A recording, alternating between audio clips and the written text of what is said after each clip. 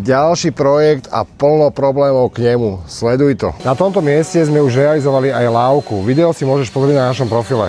Teraz nás klient zavolal na výstavbu plotu, keďže bol spokojný s robotou. Tí, čo sledujú tento profil, už vedia, že vždycky sa vieme dohodnúť. Takisto je to aj teraz.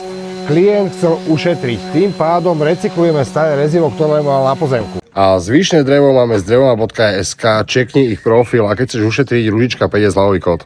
Teraz sme robili ekonomicky, bolo to o tej dohode. Klient si starý plot sám zbúral, my sme postavili nový. Museli sme na mieste operatívne vymyslieť, ako ho postavíme. Steny nie sú nosné, do nich sme zaklopiť nemohli. Tak sme využili železné tyče, ktoré tu už boli a všimli sme si, že tam je chemická kotva, takže musí tam byť betón. A po prichytení prišli dva ďalšie problémy. Sleduj aké. Nechceli sme, aby drevo nasávalo vlhko zo železa. Dali sme tam také rektifikačné gumičky, aby sme to pekne odvetrali od seba. A druhý problém je pevnosť plotu. Moc pevné to ešte nie je. Sleduj, ako to vyriešime. Plán je taký.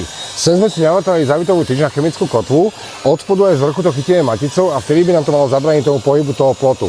Máme tu 3 miesta, ktoré môžeme nabodovať. A taká klasika, hneď som dodrbal nový vrták, lebo som zavrtal do šrobu, ale druhá dierka sa už vydarila a dali sme tam na chemiu zavitovú tyč a vtedy dúfam, že tá pevnosť plotu bude lepšia. A takýmto spôsobom to tam dávame, aby sme mali od spodu maticu.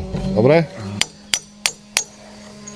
Paráda, sme na konci, chemická kotva vytekla, je tam dosť, takže už iba počkať a uvidíme, čo to povie. Tak poďme to vyskúšať, či môj plán sedí a či to tak bude, jak som hovoril. Teraz by sme to mali mať chytené na 2 body a ak je moja teória správna, tak tá pevnosť plotu by sa mala hneď zvýšiť a malo by to byť pevné.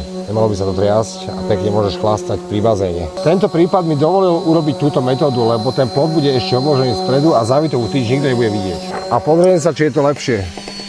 Pevné ako skála, paráda. Taktika funguje a plot je bezpečný. Učenie celkom nápomocný, brúsi ako o život. Jednu stojku sme si museli kompletne vyrobiť a takúto taktiku sme zvolili. Je to prevrtanie cez betón až dovnútra do garáže, prichytené na závitovku a maticu a je to perfektné. Konštrukciu plotu máme hotovú, ako sme sa dohodli. Po nás si klient ten plot zavrie sám niečím, čo už si zvolí dovnútra. Poprosím ťa, ak máš nejakú odozvu na toto video, daj nám vedieť, nech sa vieme zlepšovať. Na našom profile sa snažíme vás niečo naučiť, tak ak vás to baví, daj nám like, alebo to zdieľaj pre niekoho.